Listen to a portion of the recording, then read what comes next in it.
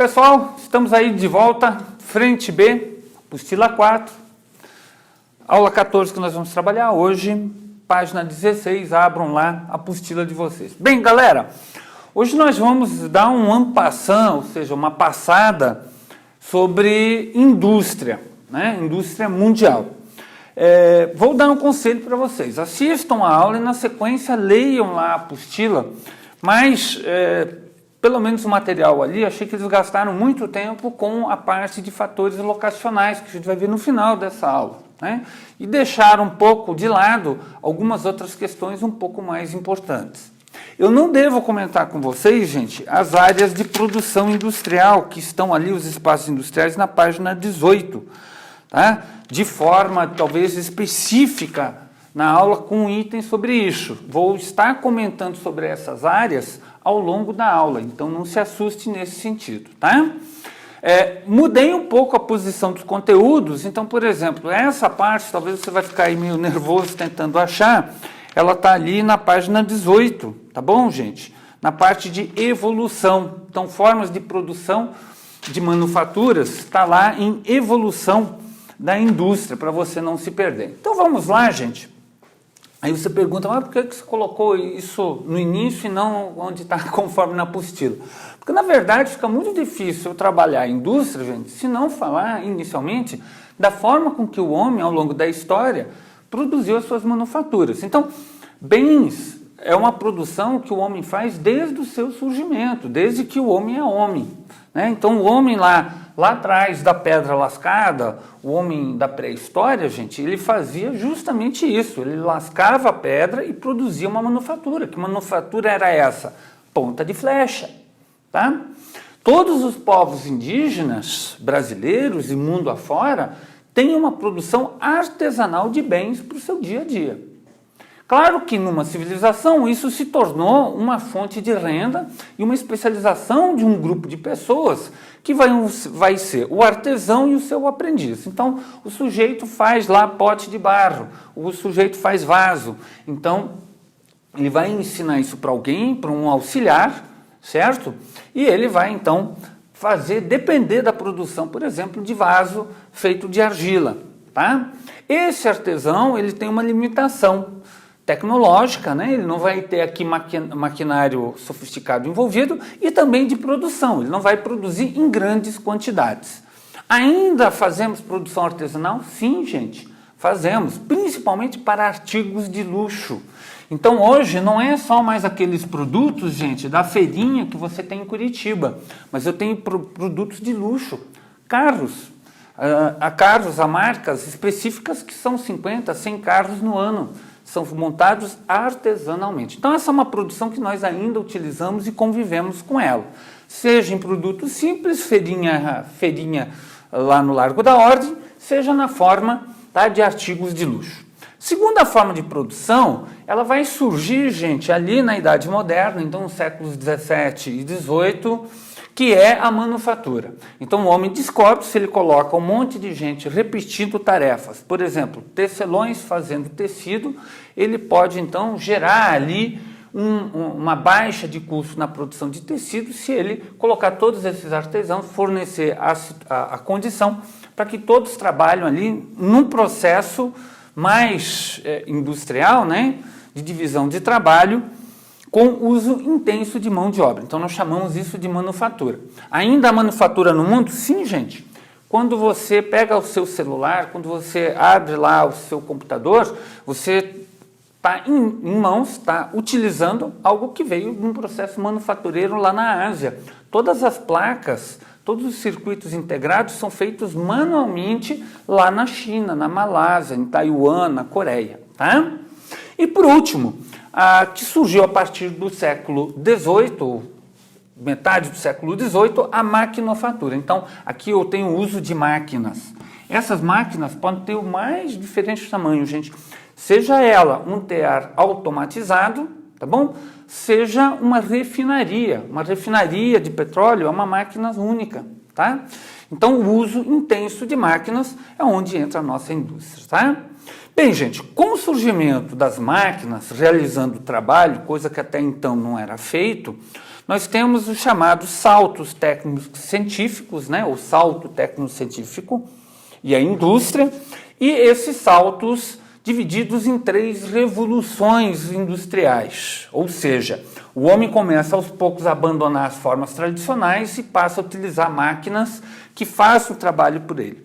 Primeira revolução industrial, gente, vai começar ali mais ou menos por volta de 1750 e vai por volta até 1870, tá bom? É quando surge a máquina a vapor. A máquina a vapor, pela primeira vez, põe a condição de que não precisa de animal ou homem para realizar trabalho. Então você vai ter a automação dos teares, você vai ter também o surgimento dos navios a vapor, das locomotivas. Então todo o sistema de transporte, toda a produção vai ser revolucionada por essa máquina, que vai ser movida pelo carvão mineral. Aonde eu tenho carvão mineral, eu vou ter fábrica, tá bom? Porque há um problema no transporte desse carvão, então ele limita o transporte. Então você vai ter, junto às áreas de carvão mineral, as fábricas, formando então grandes aglomerações industriais. Aqui principalmente a Inglaterra, né, gente? Manchester, Birmingham, Liverpool, certo? Grandes áreas de produção industrial, como também o Vale do Ruhr na Alemanha, como a Bélgica também, grandes áreas de produção industrial relacionadas a essa primeira revolução industrial, próximo justamente à minha área de extração de carvão mineral, tá bom? Lá pelos idos de 1870, tá bom, gente? A 1970, nós vamos ter a segunda revolução industrial, que vem também de um salto tecnológico, a invenção do motor à explosão. O motor à explosão permitiu o quê? Permitiu que o homem pudesse ter agora um transporte individual. Se a máquina a vapor ajudou o transporte coletivo a agilizar isso, agora eu tenho a possibilidade de um transporte individual. Eu tenho a possibilidade agora de ter um carro, de ter uma moto, uma lancha, um avião, certo? E com isso surge uma série de novas indústrias, as chamadas indústrias de bens de consumo duráveis, né? Junto com o motor à explosão, a eletricidade também entra aqui, tá? Então a eletricidade, tá bom? Entra aqui também nesse processo. Todos os utensílios dentro de casa vão se desenvolver nessa segunda revolução industrial. A matriz energética passa a ser o petróleo. E com isso eu posso agora ter novas áreas de produção industrial, porque não depende de ter carvão. Então aqui entra o Japão, que não tem fonte petrolífera. Entra aqui também vários países europeus, como por exemplo Alemanha e Itália, que não tem petróleo, mas se tornam grandes potências nessa segunda revolução industrial, né? E o desenvolvimento de métodos produtivos. Então aqui que vai surgir, gente, o Taylorismo e o Fordismo e a famosa linha de produção. A esteira no meio, certo? Com os operários do lado e a minha linha de produção. Tem um filme interessante, né, que é o Tempos Modernos de Chaplin, que mostra inclusive isso, né, o cara fazendo só movimentos repetitivos ali, enlouquece.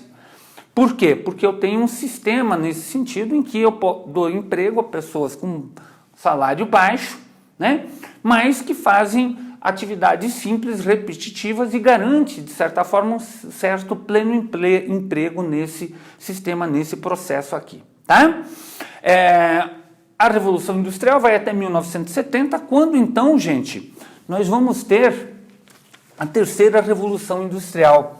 Então ela começa em 1970 e ela está em aberto. Tá? Então nos tempos atuais, no momento atual que nós vivemos. Novas tecnologias. Então a corrida espacial fez com que surgisse computador, fez com que surgisse fibra de carbono, fez com que surgisse novas formas de se alimentar, né? E isso tudo vai trazer mudanças na forma de consumir e de produzir, tá bom? Dentro desse quadro, eu vou ter uma matriz energética agora também, que não é só dependente do petróleo, mas uma matriz diversa. Etanol, energia nuclear, energia solar, eólica, das marés. Então, uma diversificação nesse sentido. Tá?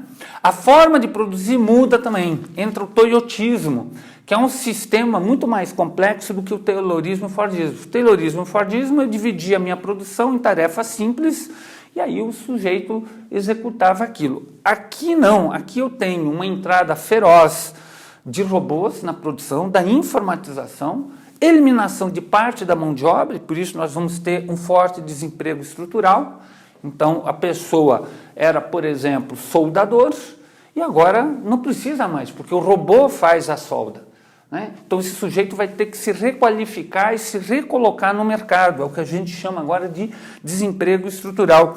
Se antigamente nós tínhamos, olha ali na apostila de vocês, lá na página 16, nós tínhamos o desemprego conjuntural, então, entrava uma crise econômica, as pessoas eram dispensadas. É um pouco o que o Brasil enfrenta desde 2016, tá? 2015, tá? Conjuntura econômica, as pessoas eram dispensadas, mas depois de passar da crise, as pessoas eram recontratadas. Aqui não, o cara perde o emprego e a profissão dele deixa de existir, né? Então, o toyotismo tem como reflexo aí esse desemprego estrutural violento, além da terceirização, ou seja, eu repasso a minha atividade para um terceiro, tá? Então, nós vivemos esse momento e é um momento de grandes transformações, certo? Bem, gente, se você está acompanhando ali pela apostila, vai ali para a página 19 de vocês e nós vamos trabalhar um pouquinho com os tipos de indústria. Então, tem as revoluções industriais, surgem vários tipos de indústria, e aí a necessidade de a gente classificar essas indústrias. Por quê? Porque elas têm exigências distintas, né? Algumas gastam mais energia, outras menos, algumas são tecnologicamente avançadas, outras não. Então, dentro disso, a gente faz uma classificação quanto a 3 critérios. Tá? Tá um pouco diferente lá na apostila de vocês. Primeiro critério é o de produção, segundo, de energia e terceiro, de tecnologia. O de produção é mais importante e é o tipo de produção que vai ser fornecido. Então, eu tenho primeiro aqui ó, os bens de produção. Então, olha só, essa etapa aqui é a etapa de transformação. Eu tenho minério de ferro e preciso de chapa de aço. Quem vai transformar o minério de ferro em chapa de aço? A indústria de bens de produção, tá? Então, a siderúrgica. Tenho petróleo e preciso de plástico. Então, quem vai fazer isso? O setor petrolífero, o setor das refinarias. Entra o petróleo lá, ele é refinado, sai gasolina, óleo, plásticos, naftas, fertilizantes, certo? Geralmente, o bens de produção, a gente vai fornecer para uma outra indústria, não para o mercado, tá? Outra indústria importante é a indústria de bens de capital, ou aquela que a gente chama de indústria de equipamentos, é a que cria máquinas, é a que fornece peças. Então, desde parafuso, gente, até máquinas complexas, como, por exemplo, um alto forno para siderúrgica, para CSN. Tá? Então, a de bens de capital, ela vai fornecer peças e máquinas para bens de produção e de bens de consumo. Bens de consumo é que fornece diretamente a nós. Então, tudo que você consome vem da indústria de bens de consumo, que pode ser dividida em duas, durável e não durável. Durável entraria aí eletrodomésticos, carro, e não durável entraria aqueles de ciclo rápido que a gente chama, tá? Então, leite longa-vida, roupa, tá? Macarrão, né? Massas, entraria no de bens de consumo não durável. Então, quanto à produção, seria essa classificação. Quanto à energia e consumo de matéria-prima, eu tenho 2 tipos, pesada e leve. Então, indústria siderúrgica é uma indústria pesada, porque gasta muita matéria-prima e muita energia para transformar minério de ferro em chapa de aço. Tá? A leve, já não, seria aquela que eu tenho uma transformação simples, ou faço um produto lá que consome energia, mas não tanto quanto a pesada. Vou pegar aqui um exemplo, as confecções de uniformes, de roupa de uniforme. Tem lá os galpões, é uma manufatura, as costureiras trabalham lá com as máquinas, mas o consumo de energia não é grande se comparado à indústria siderúrgica. Então, a gente diz que é uma indústria leve, tá bom? E, por último, a tecnologia. Aqui eu tenho tradicional e dinâmica. A tradicional é aquela, gente, que geralmente é uma tecnologia já de uso comum. Então, por exemplo, fabricar cerveja. É uma indústria tradicional, isso se faz há 300, 400 anos. O que eu mudo ali é outro ingrediente, mas a forma continua a mesma. Dinâmica, certo? Pega lá Elon Musk e tudo que ele tem produzido em termos de setor aeroespacial. Então, essa semana, inclusive, ele está aí tentando lançar um foguete lá para o espaço. A empresa dele é uma empresa dinâmica. Ele é parte de uma empresa dinâmica na produção de tecnologias novas e no uso de tecnologias novas. Tá bom? Gente, para fechar nossa aula, os fatores locacionais.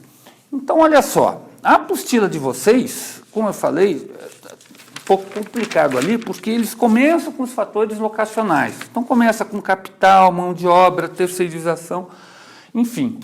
Geralmente, a gente termina esse assunto com os fatores locacionais. Então, a indústria ela não vai se localizar de forma igual, né?